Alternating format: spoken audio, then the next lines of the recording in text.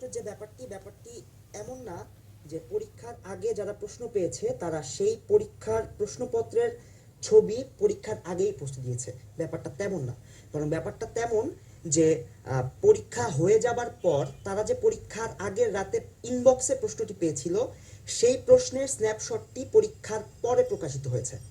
আসলে ব্যাপারটা এমন না। আমাদের কাছে এই যে আমি সকল স্ন্যাপশটটি এনে রেখেছি।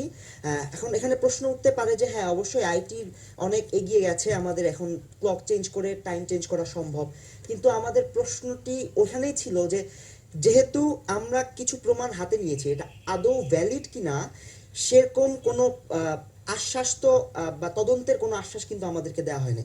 আর প্রথমে যেখানে ছিলাম সেটা হচ্ছে যে প্রশ্নপত্রে যে স্ন্যাপশটের ছবিটি সেটি আসলে পরীক্ষার পরে প্রকাশিত হয়েছে। যারা আগে প্রশ্ন পেয়েছিল তাদের ওই প্রশ্ন পাওয়ার কপিটি পরীক্ষার পরে প্রকাশিত হয়েছে। যদি আগেই প্রকাশিত হতো তাহলে তো জনগণ একদম পুরা 84,000 সবাই প্রশ্ন পেয়ে যেত, কিন্তু আসলে ব্যাপারটি তা ঘটেনি। প্রশ্ন পেয়েছে কতিপয় কিছু লোক, কয়েক হাজার হতে পারে। এখন তারা যে ইনবক্সে প্রশ্নটি পেয়েছে কাদের কাছ থেকে পেয়েছে সেটা ভিন্ন ব্যাপার, কিংবা ইনবক্সে যে প্রশ্নটি পেয়েছে সেই স্ন্যাপশটটি পরীক্ষার পরে প্রকাশিত হয়েছে।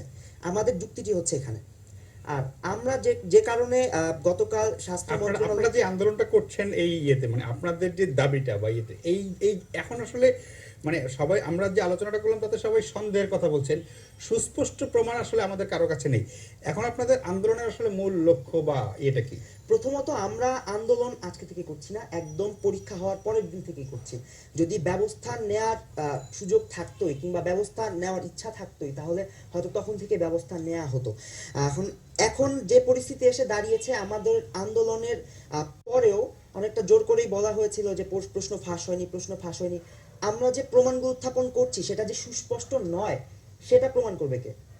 আমরা চাই যে এটি সুস্পষ্ট প্রমাণ নয় এবং এটা যে একটি ইনভ্যালিড প্রমাণ, এটুকু প্রমাণ করার জন্য একটি তদন্ত হোক, একটি ট্রান্সপারেন্ট তদন্ত প্রক্রিয়ার মাধ্যমে দেখানো হোক যে আমরা যে এই প্রমাণগুলো এনেছি এগুলো সেগুলো ঠিক না। আচ্ছা আচ্ছা আচ্ছা, জনাব মহাপরিচালক, আপনি তারা যে দাবিটা ফাইনালি যেটা বললো যে তাদের দাবিটা যে মিথ্যা, সেটা অন্তত তাদের সান্ত্বনা দেওয়ার জন্য একটা তদন্ত করে বলার সুযোগ আছে কিনা যে আসলে এইগুলি যেগুলি এই স্ন্যাপশট বলেন বা প্রশ্নপত্র বলেন সেই জায়গাতে কোনো কিছু করার ইয়ে আছে কিনা, মানে তাদের দাবিটা। তাহলে এর আগে আমি যে জিনিসটা আপনাদের বলা উচিত যে আমি প্রথমে বলতে চাই এবার 2015 এবং 2016 এমবিবিএস এবং বিডিএস ভর্তি পরীক্ষায় উত্তীর্ণদের মধ্যে